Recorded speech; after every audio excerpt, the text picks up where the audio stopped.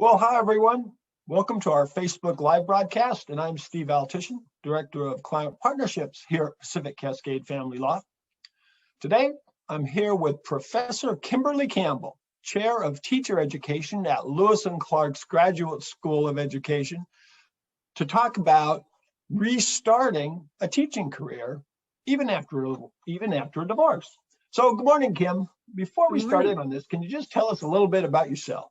Sure. I have the privilege of being chair of teacher education at Lewis and Clark College. I'm also the Mary Stuart Rogers Professor of Education, and I work with English language arts people who are wanting to teach middle school and high school.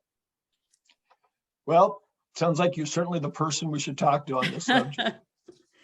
So, Kim. Yes. A little disclosure, we've known each other for more years than we can count. That's true. And I'm going to call you Kim, if that's okay, because I'm Please do. Please do. So I imagine there's a lot of folks coming off a divorce, or maybe their kids have grown up and are headed off to college, who are wondering if returning to teaching, or even maybe starting a new teaching career, is worth pursuing it at this stage of their lives. I mean, they may be thinking, is it too hard? Is it too expensive? Am I too old? So let's kind of start with that kind of question that, they may ask. And the one that I would, I guess, for me, start with, is there any room for teachers anymore? Yes. In fact, I can tell you right now, there are not enough teachers in Oregon. We have a number of schools with open positions. So it has been a huge shift from what was a highly competitive market and still is in some areas. But we have a number of teachers who have decided to retire, in some cases earlier than they might have imagined, because, COVID has had a real impact on schools. But we're definitely seeing that we're, at least in theory, coming out of it now. And there's also a national prediction, because we have an aging population of teachers that are eligible for retirement. I'm heartened that they chose not to retire, but they are starting to retire now. So it is going to be a booming market, and they're predicting it will be a shortage area in another year or two. I believe it. I mean, the baby boomers, we're they now call us gravy boomers. Yes. So yes, it's time. It's time. It's time. So let's just kind of start with some basics. Maybe like just sort of what are the basic requirements for teaching in Oregon? Because I know people who are either getting back and who haven't done it, they may not be what they used to be. Right. So in Oregon, you need to have a bachelor's degree, and most teachers in Oregon end up having a master's degree, particularly at the secondary level, which is middle school and high school. So it starts with that. And depending on where you went to school, if you want to teach elementary school, there are some expectations around math and science background. At our institution, our elementary program director, a lovely woman named Linda Griffin, will work with you if you don't have that coursework. She can do an assessment to determine if there's any additional coursework needed. If you want to teach at the secondary level, middle school or high school, you'll be teaching a subject area. So we'll look at your background in that subject area, either that you have a degree in the field or you have a related degree and some other experience. And this is something you can get, I imagine. If for instance, you want to teach in secondary school and you want to teach geography, right. but you didn't have as much geography maybe as you wanted. Yes. That's something you can do. You can go back and get that. Yeah. In fact, we have a lot of people take courses at the community college level and just, bolster their background and do that. And you can do that even in the process of applying to a master's program. And we will work with you and make recommendations about what courses you need to take. And if someone wants to get, let's say, teaching English as a second language or something like that. Right. Is that a kind of a special thing they also maybe need to get? Yeah, they're called add-on endorsements in Oregon. So in our master's program, we have the option of teacher candidates, beginning teachers, adding on the English speakers of other languages because it's such a high need area in Oregon. So you can do it at the same time you earn your master's degree by adding some extra hours. The advantage of that is you're eligible for financial aid if it's part of a degree program. That's why we've tied it to our master's degree. You can also earn a reading intervention endorsement and a special education endorsement beyond the master's degree. Sounds like you said, there's just lots of stuff out there. There's lots of stuff. You know, okay, looking back, thinking about getting into, teaching again. Yeah. Kind of how hard is it? I'm wondering how much it costs. Am I too old? Those kinds of things. What kinds of things should I think about maybe before kind of making this decision and starting in? Sure. So if you've been a teacher, you would reach out to the Teacher Standards and Practices Commission, and they would tell you what you need to do to renew or reinstate your teaching license. They're the experts on it because they handle licensing. And so when I left teaching and then came back, I had to do a certain number of graduate credit hours to renew my teaching license. You may also have to take a standardized test. Oregon requires standardized tests for elementary school in what's called multiple subjects because you teach everything. And at the secondary level, it's a test in your subject area.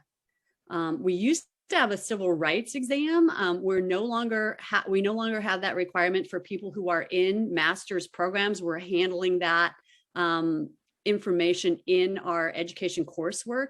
But if you are coming back to teaching, you're probably going to have to take a standardized civil rights test.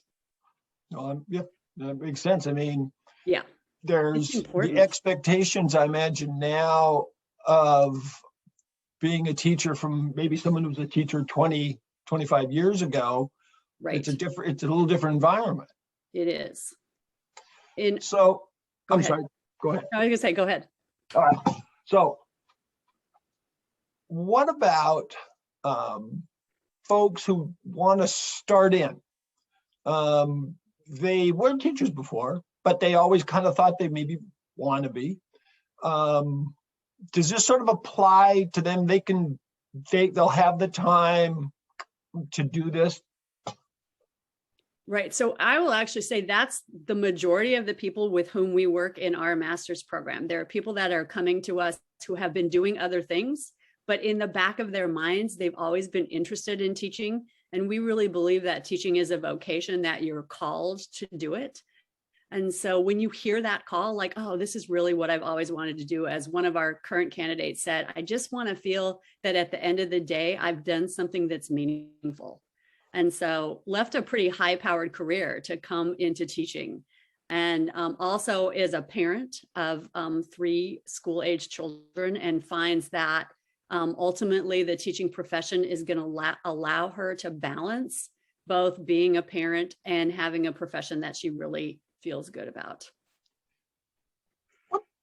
What sort of timeline are people looking at?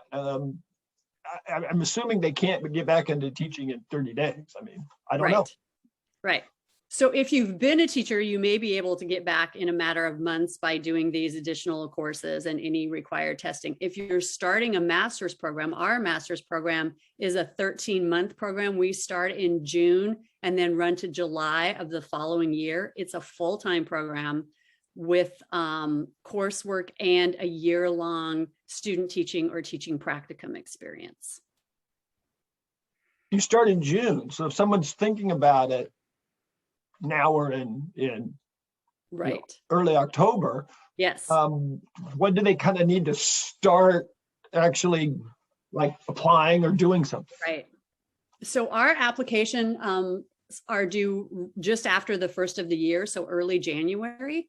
We are having and hosting information sessions now. So we have a virtual information session that you can access through our website. And then we also do some Zoom information sessions, both for elementary and for secondary, so that you can meet with a faculty member as well as interested other applicants and get a better sense of how the program works. and then apply in January. We try and make our decisions for applicants by early March, so that you can go through the financial aid process and get all set up. And then we start the middle of June with orientation and coursework. Is there a different programs, or are there different programs if someone wants to come in and they want to teach kindergarten, or they want to teach fourth grade, or they want to teach, AP science in high school? Right. So interestingly, Oregon has what's called a K-12 license, which is a little misleading because it's actually a K-12 license, but what you can teach is based on your endorsement. So if you want to teach kindergarten through fifth grade, that's an elementary endorsement, and that means you're going to be teaching multiple subjects. So smaller, one class of kids, but you teach everything. If you are a secondary person and want to teach like AP something, or English language arts, or science, or math, or a world language, then you're going to be focusing and getting an endorsement in that specific content area. Are those actually like different programs at Lewis and Clark? So if I'm going to be one, I'll go into that, and I'm going to that. Right. Is that how that works? They are. We put a lot of emphasis on making sure you're prepared to teach multiple subjects. So in our elementary program, you learn how to teach literacy, you learn how to teach math, social studies, science, PE, and art, because you're teaching everything. In the secondary program, you're learning how to teach your content area. So I teach a class called Teaching Language Arts to Adolescents in the fall. And then in the spring, we look at curriculum and instruction in the field of English language arts. So, okay, hold on. Just between you and me, is math that hard now? Oh my gosh. It's like a barrier for me thinking, I don't think I could teach math anymore. So what's changed about math is that it's focusing more on process as opposed to just coming up with the answer, like really helping kids understand, how did you come up with that answer? So you're not just memorizing formulas, which is what I felt like I was doing in geometry and could never figure out why. Yeah. So what's great about math is at the secondary level, they actually have what's called basic and advanced math, so that if you want to teach middle school, you could choose to do a basic math endorsement, so you don't have to have the higher level of math expertise like calculus. But we also have an advanced math level for people who really love and are passionate about math. If I want to get one of these extra endorsements, is that part of this 13-month program, or is that going to be in addition to that, or how's that work? Great. So in our program, if you want to add English speakers of other languages, it adds another 4 to 6 weeks to your program, but you would be finished in August. But you'll be taking additional classes in how to meet the needs of English speakers of other languages. They are our fastest growing population in Oregon. And so really being able to speak to their needs is important. I want to be clear, we talk about how to work with those students in our full-time MAT program. But if you want to specialize in that, if that's really your passion, then you can add on that additional endorsement. If you want to do a special ed endorsement or a reading intervention endorsement, you can add that on. Those classes are all in the evenings, so you can add it on while you are teaching. So you can get, in a lot of cases, 13 months and be ready to go. Ready to go. So let's talk a little bit about how your program is structured. Maybe follow us through the 13 months a little bit. Sure. So our summer is designed to give you some foundational backgrounds that we're going to build on. So you take a class that looks at, I call it the 30,000 foot view of education: social, historical, ethical foundations. How did we get where we are? And really looking at some of the challenges that we're facing in schools. For example, the school to prison pipeline, because we aren't always making thoughtful decisions about discipline.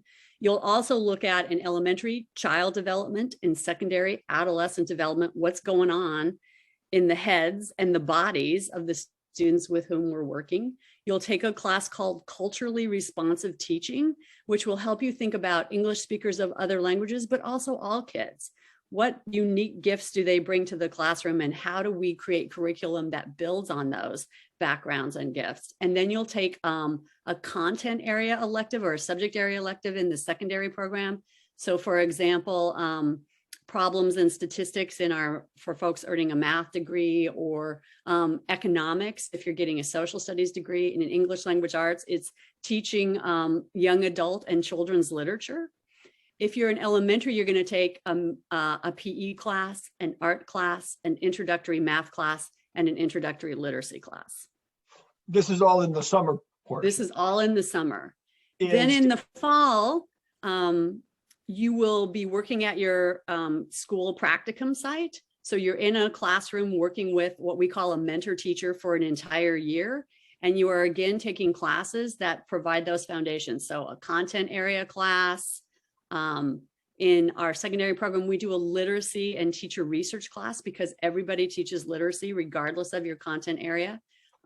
You'll also we have a seminar class that really allows you to explore the profession of teaching and also what's happening at your practicum site. So it looks at issues related to that, as well as getting our candidates ready for the assessment method we use in their student teaching practicum. So they're doing that. So there's a lot of coursework that interchanges and exchanges with your practicum site. So it feels both theoretical and practical at the same time. It seems like it's a really rounded way to not only get you into teaching, but to, expand your ability to teach. Right. We had a language arts candidate this year that had a change in her placement unexpectedly. Her teacher had to take a leave of absence. And so she was not yet in a placement for a week or two. And she commented on how much more powerful it is now that she's in a classroom practicum experience and can connect what we're talking about in classes with what she's seeing out at her practicum site. So it's really important that they have this practicum experience. It's also really challenging because you have to figure out how to balance being a graduate student and working as a teacher candidate. So we work really hard with our students on how to do that. We spend a lot of time talking about balance and self-care and developing habits of resilience, because teaching is hard work, and we want our folks to stay in the profession. So we're really grounding them in that experience while they're in the program. That makes so much sense. You're not dooming them to fail. Right. By not getting them really ready. So I will tell you, I am the example of a teacher who taught for 3 years and then burned out and left the profession. So I've lived that experience and didn't feel valued and didn't feel like I was doing anything other than teaching myself right into the ground because I was working so hard. So I can draw on that experience and talking with candidates about what I wish I would have known going in, because when I came back to teaching, I had a much better skill set for finding that balance. That makes sense. So I know we talked about this once about kind of a model that you use. I don't know, did you call it cohorts? We do. We use a cohort model. What is that? So this also goes to this notion of resilience. We want our teacher candidates to know each other well and feel supported by each other. So we create, in the secondary program, they are mixed subject area cohorts. They run between 18 and 22 students, and they will have at least one class every term together. And so they get actually quite close with each other, and they socialize and support each other because they're all sharing this same experience. And in the elementary program, same thing. They're in a cohort group so that they can talk with people who are living what they are living and find support with each other in that way. And what we found is that those cohorts stay connected years after the program. We had a 10-year reunion just a couple of years ago with one of our cohort groups. And it was just amazing to not only hear how they had stayed connected, but also how much they valued, being with each other. It's really powerful. Is there what's the dropout rate, for want of a better word? Once someone gets into the program like this, it sounds like most of them go all the way through it. They do. Every once in a while, it's probably 1 to 2 candidates, if any, will decide this just isn't the right fit for me. We had a secondary science candidate step out at the end of the summer, and he said, I realized that it was a man in his 40s, and he said, I realized at this time in my life, I don't have the level of commitment that I want to have to be the teacher I want to be. This just isn't the right time for me. And we fully respect that. We're very clear. You really have to want to do this work. You can't phone it in. It takes a lot. And particularly the first couple of years of teaching, when you're really still developing the craft of teaching, although we're always developing the craft of teaching, it takes a tremendous commitment. So I really respected that decision. But generally, people that come to us have been thinking about teaching for quite a while. And it's really their opportunity to, despite the challenges, dive in and do work that's important. I will tell you, when you're in a classroom and watch a student connect with a book or write a beautiful sentence or understand a mathematical concept, you get to witness that. There isn't anything that's more exciting than that. It's really powerful. I like that. My joy is always to see a semicolon used correctly. Right. Yes. What about students of yours that are English as a second language folks themselves? I mean, yes. Is there a place for them in this program? Absolutely. In fact, one of our new exciting opportunities is we now have a part-time elementary program for folks who are working as instructional assistants. So we have partnered with the Beaverton School District and are supporting their instructional assistants in earning their master's degree in teaching over a 2-year period. And many of those teacher candidates, English is not their first language. It was our goal to create an opportunity to really attract those kinds of teacher candidates, because it's so powerful for students in classrooms to work with a teacher who understands what it is to be learning English. It's just, and I mean, it's a gift to the profession to have somebody who knows, in some cases, several languages. So we're very much committed to that. We also have people in our full-time program who are coming in as English speakers of other languages. Yeah, absolutely. What about out-of-state folks?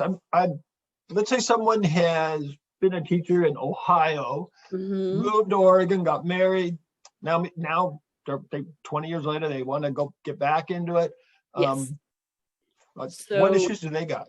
So they're also going to reach out to the Teacher Standards and Practices Commission to find out what the requirements are for an Oregon license. Oregon actually has pretty high requirements for its license, but Teacher Standards and Practices Commission will work with you on what you need to add to, add on an Oregon teaching license. We also have a situation where you can come into the state of Oregon and maybe get an emergency teaching license while you're finishing up the additional coursework you need. That also works the other way around. The advantage of an Oregon teaching license is it travels really well to other states.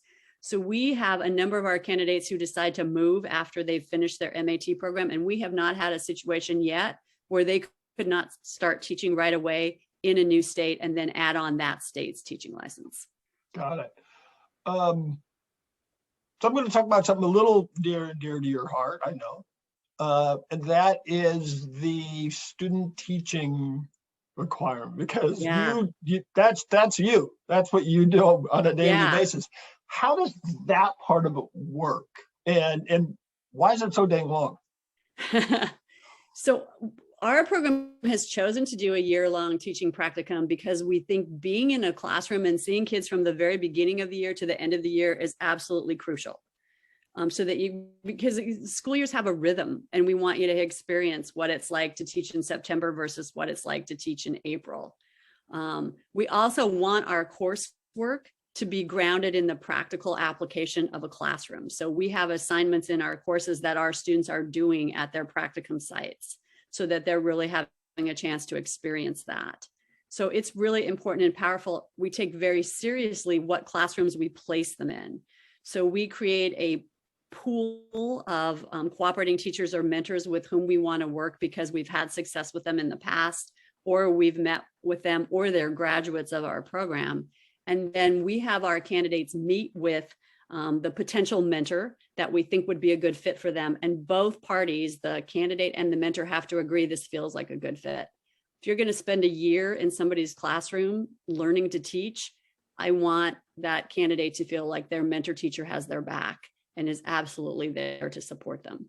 And the mentor, which is the teacher in the room, I take it. Right. Is that the whole year? Is that for the whole time, or do they go to different ones?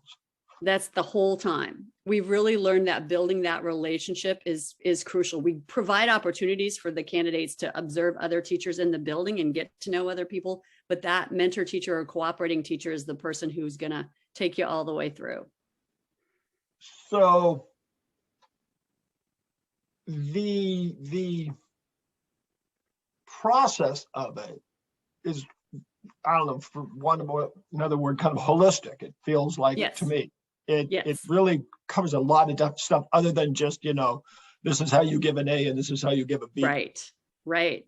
It's all about that. It's about how do you build relationships with each of your students so that they feel valued and known. That's the foundation. If you have that, the methodology of lesson planning and assessment works. If you don't have that, all the methodology in the world isn't going to help a kid learn if that student doesn't believe that you care about them and know them.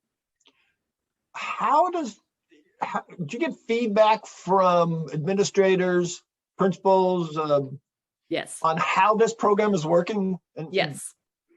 What do they say? Yeah, we take that feedback really seriously. So one of the things they say is that because we've had a year-long practicum, our students come in with a level of experience that really benefits the administrator that hires them.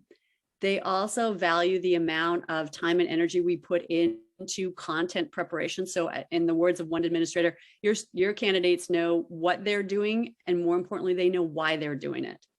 So they're very skilled in meeting the needs of each student in the classroom because each one of them is unique. And you talked about this a lot. I just kind of wanted to, I guess, emphasize that, someone teaching 10, 20 years ago, there's a diversity of topics that could scare them from not wanting to re-enter, but it seems like you cover a lot of that. We do. And we start, as I said, with that intentional focus on knowing the cultural background of each of your students. So this program sounds really, really cool. And it sounds like it's the type of thing that really fits the kind of people I'm kind of talking about, at least today, which are either people coming off of a divorce or their kids have left. You get it? You get those people? Oh, we get tons of those people.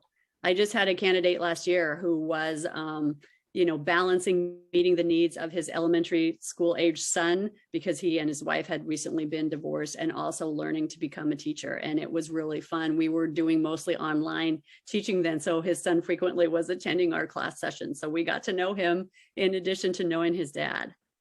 I like it. Now, this is a commitment. We talked about this is a commitment. And is it a full-time, I can't do any other work, I can't have any other, job, this is it? Or is there some wiggle room, or how's that? Yeah.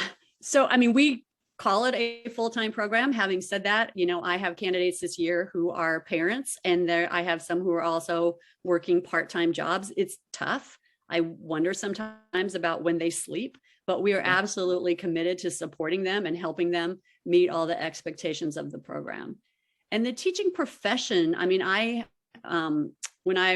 went back to teaching high school, that's when I also started my family. And I was able to do that because the teaching profession has some flexibility. Like my hours were 7 to 3. So I could be home in the afternoons when my kids were little. And that was really helpful for me. And I also had summers.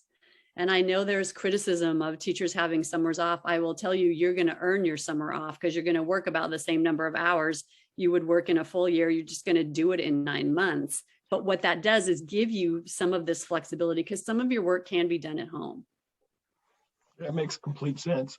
Yeah. So for folks who are thinking about it, yeah, is there someone they can come and talk to? Is there a support kind of person either before they actually decide to join or while they're in the middle of it.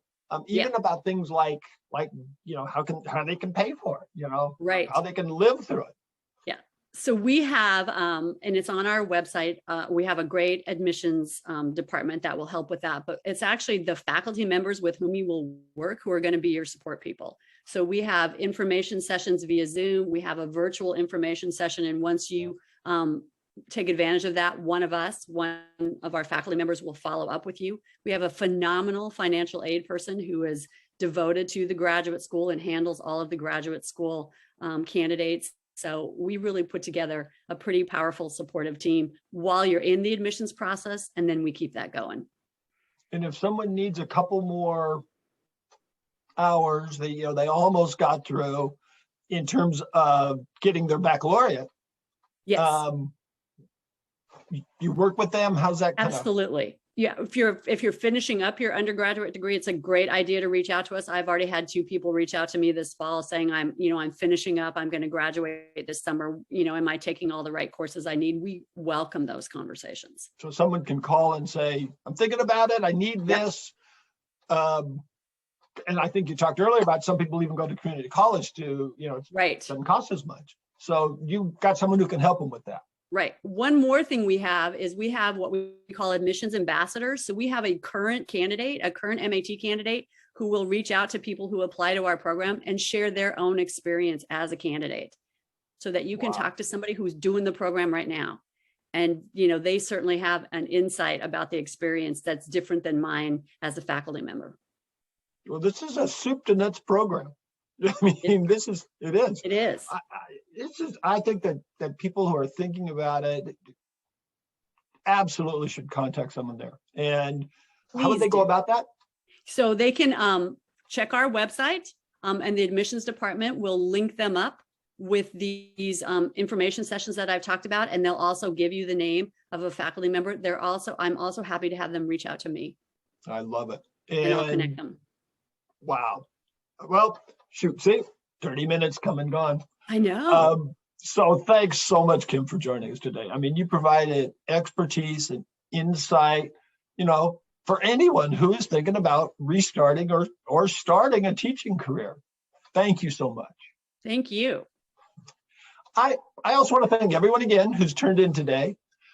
Anyone who has any questions on today's topic, you can post it here. You can shoot me an email at saltuition@PacificCascadeFamilyLaw.com. I can hook you up with Kim, and you can send Kim an email. I believe her email is on the site right now, posted. Again, for everybody then, until next time, stay safe, stay happy, have a great day.